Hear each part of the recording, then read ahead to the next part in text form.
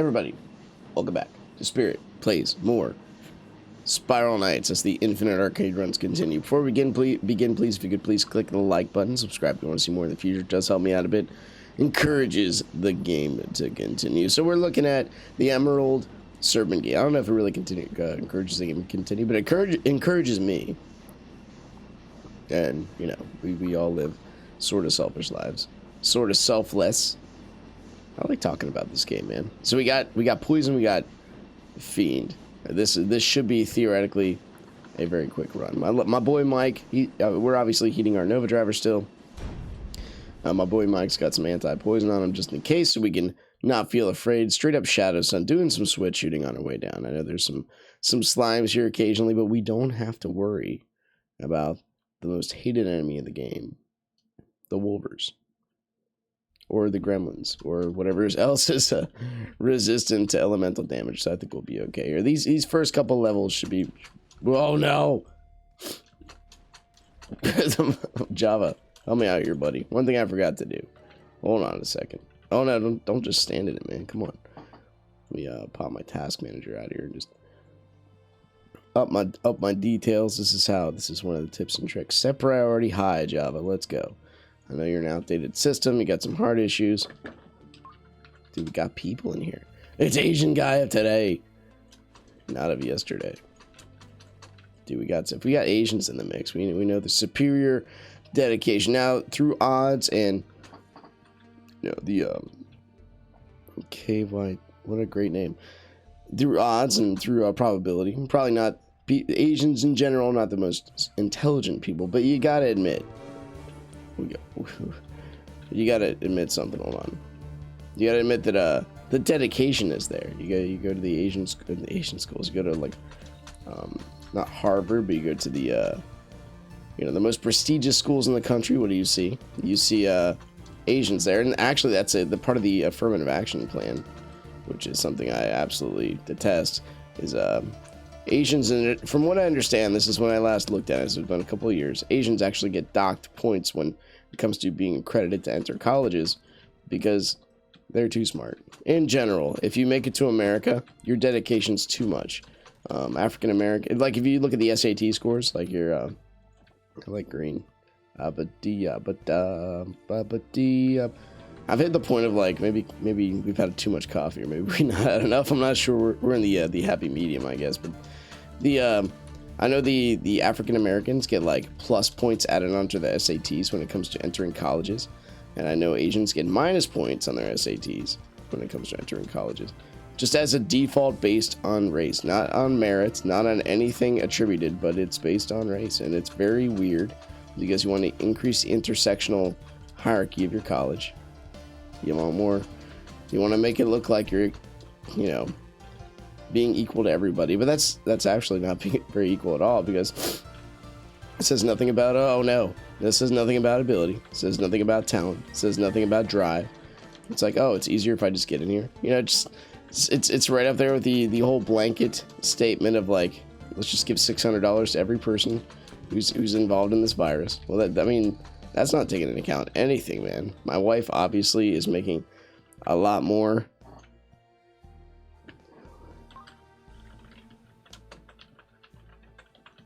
Right now by doing nothing except helping my daughter out with her homeschooling, compared to if she was actually working her job. So when you see stuff like that, it's kind of like, really, man? So if you make blanket statements like that, you lower the overall effectiveness of the individual. And this is where the book Animal House, if you ever read that, basically says, you get punished for being smart. You can make everybody dumb, but you can't make dumb people smart. Now, I'm not talking about just, like, and this is no hit on those of lower or higher intelligence. It's just how things are. I think, if I remember correctly, it's been a while since I read the book, you get to a point of intellect or you have some ideas, and then you wear, like, a shock collar and it shocks you. So you stop thinking. You put your brain to, like, menial tasks. But those that, never have those ideas, they never get shocked. So they just go on living a happy dream life. We could probably switch here. For the better. That's questionable. We can't. We got 47 radiance. I mean, we're doing pretty good. Except with that, if you need, if that number was like 470,000 rating, that's all right. I probably should still wait. Do we have an anti-poison trinket? I think I actually made it a point to get one of these. Hold on a second. Hey, we do. Look at that freaking genius mark I am. Okay. Why? I don't know why I'd contribute that to being any sort of like. And this is what I mean. Like, yeah, that makes you smart. You got one. No, not really. Who buys that? That's like half a punch roll. What are we doing with our lives? Speaking of half a punch roll, we might actually throw a roll on something here. 20k. What's 20k to us? It's like we need radiance more than we need anything else. So anyway, I took the charging and the winter grave because, you know, we got a team here. We don't want to disappoint. Well, maybe they could just carry us. I mean, that's also a thing. But we get danger rooms. That's the high mark right there. We get danger rooms. We got to be cautious. The bullet is as big as you, and you just want to step up and challenge 4 of us. There's only 2 you tiny people. Come on, man. Maybe you have one of those shot colors on. I'm not sure. But I don't know where I was going with that. But anyway, I like smart people. I like silly people. I like authenticity. Is honestly the best thing I like. I was reading my friend gave me this book because books are a heavy conversational topic for myself. I'm like, because I like reading, so I like, if other people read, I love to encourage it, and I want to be part of that. What happened up here? I like to be part of that. So I'm like, hey, what kind of books what kind of books do you like? He's like, well, I'm reading this book. So I'm a white American, if you didn't realize. 5'6", glasses, white American. I'm married. 2 daughters, so I advocate for the lifestyle I lead. Yeah, you probably have to go down here to get the key. Yes, we were sort of correct. Well, so we were talking about books and theology and philosophy. I love bringing those topics up because coronavirus does nothing to death. So if you haven't been thinking about these topics before, it's a good time to think about them now, because believe it or not, everybody dies. We're all mortal. I've gone over this so many times before. This is my casual conversation hour. I like to talk while I work. I do it constantly. Multitasking is a thing. Drives some people nuts. I'm also like getting kind of bummed at it's seasonal allergy season, so you might hear the mic pause once in a while for the occasional sneeze, so you don't blow out your eardrums. I'm doing it for you, not for me. Well, but kind of for both. Doesn't sound very good. Who wants to hear the inside of this guy's nose? Raise your hand. No one's raising their hand right now. No one can hear me either. I got my mic turned off. Papa. You never know. Might be a little gremlin in there. But anyway, this might be a short with the fiends and the poison. It tends to be a shorter run. I know I did a whole Clockworks run before because like it's only 20 minutes. I mean, some people eat breakfast while listening to this stuff. I don't know what's wrong with you, but it's okay. Spiral Knights is pretty good. I got a comment like the other day. I have an unhealthy relationship with games like Catacomb Kids and Spiral Knights. I'm like, yeah, well, it's sort of love-hate. Sort of is what you think, sort of is not. And this guy is just living a world of pain. He was on the life support, excuse me. Oh no, I've done it. He was on like the life support system. Gaboo. Dude, he's got Grand Faust. It's okay if you're one of those guys that you need to use swords all the time. I'm not one of them. Not all the time anyway, just occasionally. But we're still heating our Nova, so I mean, by the time we make it through 5 levels of this arcade, we might actually make some progress as far as the map goes. Is this it's a Wolverine, right? We'll find out here in a minute. Stand by.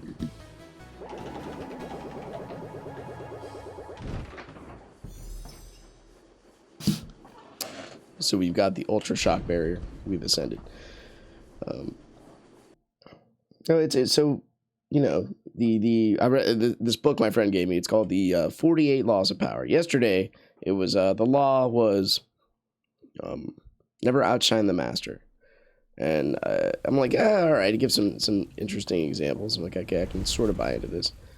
Let's just do this and not think about it. No, what am I doing? I should know better than that. I mean, I could sort of get into that, but at the same time, rain or ashes? That's a good question. at the same time. There is a point that I'm like, as I talk to him about this stuff, right? Because, well, why not share books and have conversation? So I talked to him about that. And I'm like, I'm like, I sort of agree to it to a point, but then there's a point where it kind of falls apart. And I'll tell you where. It's when, this is actually something that's been lost in our culture. It's when the master, it's about definitions, right? So there's master, and you can see this in like the Sith Lord Apprentice issue they have in the Dark Side of the Force. Star Wars, I guess, is more relatable. It's for a father and son. The whole idea of relationships in our culture, the one that's biblical and scriptural. No, put ourselves in the back. Okay, good. Scriptural in a sense is what love, by definition, the outworking of love is creation, first off. The second part of love is that you want the concept of building somebody up, of making somebody better.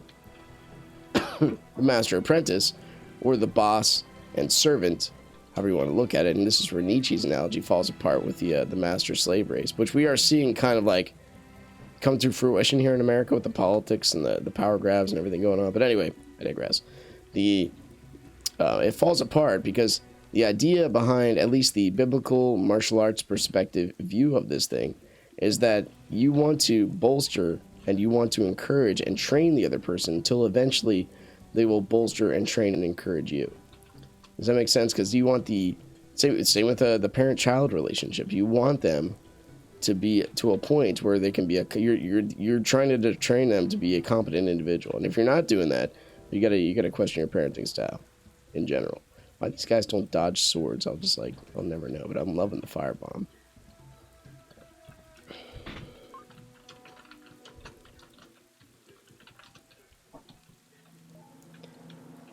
So that falls apart there. At least in my opinion. It only works to a point. It's one of those philosophies, and you gotta question philosophies that are like, it works and then it doesn't. This is like the one where it's like, I'm only gonna be concerned about my business. You know, a person's body is their own right. Well, that's good until it's not. You know, what if you see an old lady, you know, across the street getting beat? I'm gonna mind my own business. Well, that's great. That's a great philosophy until you're the lady getting beat. You know what I mean? It's one of the flaws, and a lot of these things are great when it comes to this, because they usually take the one-off example and they make it a norm without considering. We're getting a lot of interesting frame lag here, or just connection lag in general. I don't know what else is open. I know my wife's sleeping. It's my time in the morning. It's 3:12 a.m. What kind of psycho's awake at this time? This guy. I do love firebombs though. 5-star bomb is, I mean, obviously the one to go to because the radius, but 4 stars is sort of good, and we're gonna help this guy in his way. I'm loving it. Potential, but Zeddy, your son, he has emerged. Blah blah. Got him. It's not the best damage in the game, but oh no! Put me like right in front of him. He's gonna beat you with a mountain till you cry on the mountain. It's scriptural to fall on you. So anyway, that's the master apprentice kind of deal. So it does fall apart. I believe the book, The 48 Laws of Power, is more political kind of a guide than it is anything else, because it assumes individual selfish power. I don't think it assumes like the continuous growth in relationship. This is where the Christian paradigm comes in. It assumes eternity. It assumes the world is not all about you. It's all about others. This is Sutaruskak. Love the way you pronounce it. It must be an Asian accent. Now it assumes that, you know, you're leading yourself up to personal power. So I mean, you got to read this with a grain of salt. At least I do, because I like reading books from other perspectives. You can kind of tell where this one's coming from. It gives a lot of historical examples. It quotes a few Christians. Is this the smart choice? I think so. We got enough people with heavy armor and weapons around us that we can make this work. It's gonna be amazing. Just amazing. We did it. We stunned them, and then we got freaking smacked upside the head for. Oh no, that was not a charge, yo. We did it. was what we call a bait and switch. I baited him to attack. And I went right behind him slowly. And then there was no switch. It was just basically a bait. I'm sorry. So that one falls apart. The second law of power, I don't like this at all, is especially because I'm an alchemist and I'm going to threaten to shoot and just ruin everybody's day. Oh no. You know what? Send me in, coach.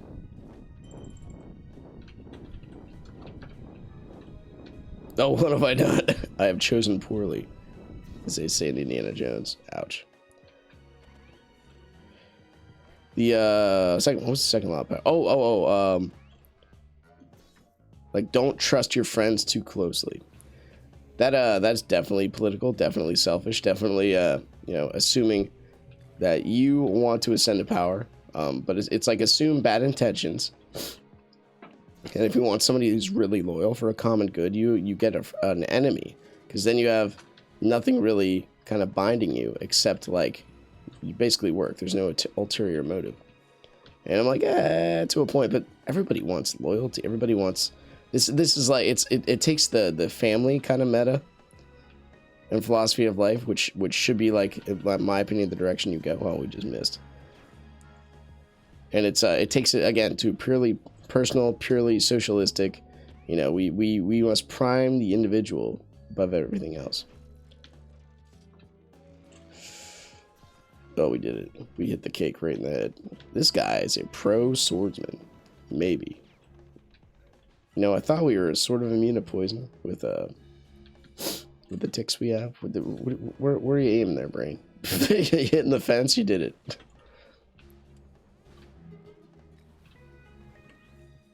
We'll get him. We'll get him. Guy's using regular shots of a Grim Repeater, which is kind of neat. Blah, blah. It's all Gug. Dude, that name is so good. Actually, do need this heat.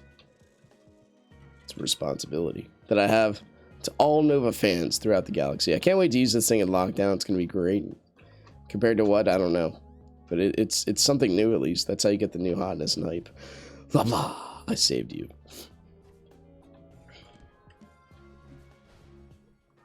We just put our face right in that mess. Right in that biz. Just vanished with a bunch of numbers appearing over its head. Oh no, I might be poisoned. We are absolutely poisoned. We have a gun. We could, like, do something like this. And just fire into the masses. Nobody there. Oh, and you go. Whoop, whoop. Oh no.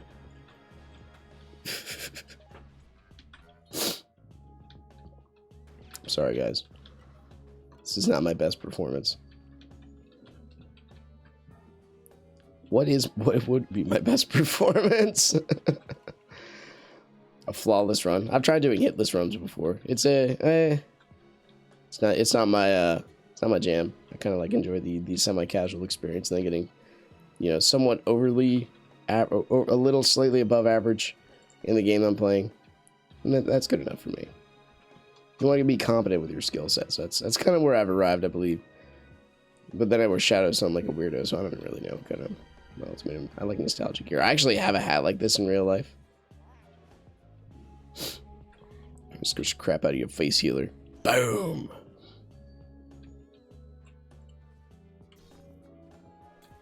Wow, that shield took a licking.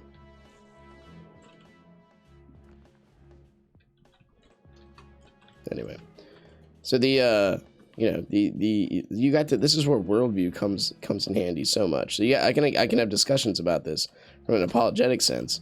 Apologetics, if you don't know, meaning the comes from the Greek word apologia, means to give an answer to.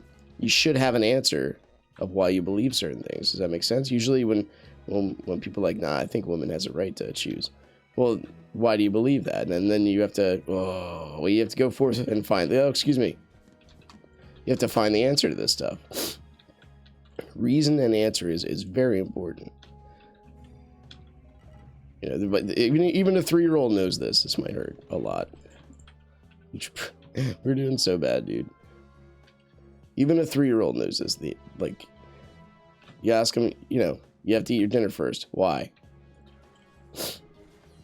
She's challenging her authority. She wants to seek reason. We are creatures of reason.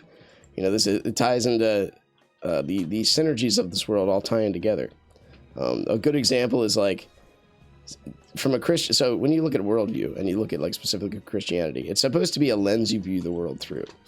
So interestingly enough, we're given a book so that our mind can interpret and we can use our imagination. Right, the Bible. This is where I'm going with this. So we can argue the authenticity. Just bear with me with the concept. We get the Bible, and statistically, if you look at studies, what keeps your mind sharper longer is, and your body healthier, is reading comprehension. And that's the only thing that's proven statistically true. The brain games and everything else, mathematics, it's all well and good. Reading comprehension, specifically long stories, paragraphs, well thought out processes, those are the things that keep your mind sharper longer. Same with exercise. You exercise the body, you put it toward adversity, not toward pleasure and conformity, but you use it like working the ground, dealing with little things like that, and you actually end up doing well, being stronger. You stay in a marriage. Marriages and relationships are complicated. They tend to have adversity. Whereas I just talked to a guy the other day who said, I made one mistake and this lady just immediately cut me off. She gives me like one more text now. I'm like, I know, man. I feel for you quite a bit because this world is consumeristic. Oh, you're going to diss me? Well, I'll just leave you and find another guy. Like, what the crap, dude? Like, relationships are meant to be hard. They're meant to have give and take. They're meant for hold on.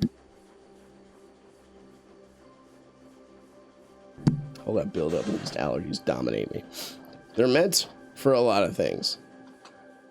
All right, it's meant for our holiness, not our happiness. We're not meant to consume. We're not meant for this. We're not meant to sit here and just be globular automatons. You might as well be like a cell that's involved in photosynthesis. There, you did it. But we're creatures of reason, meant to, have choice and have love and all that stuff. That being said, you want the family relationship that doesn't violate that law of sick. Oh no! You want that doesn't violate the law of your children know this. It's amazing how many lessons you can learn from kids themselves, because they want mom when they're hurt. Who do they want? Mom. They don't want a person they can't trust. They want someone they do trust. Everybody longs for this kind of thing. Anyway, I think I'll do it for philosophy this morning. It's a short one, but bear with me. Once again, thanks for watching. Click the like button, subscribe if you want to see more in the future. Leave a comment. Let me know what you thought, and I'll see you next time. Take care.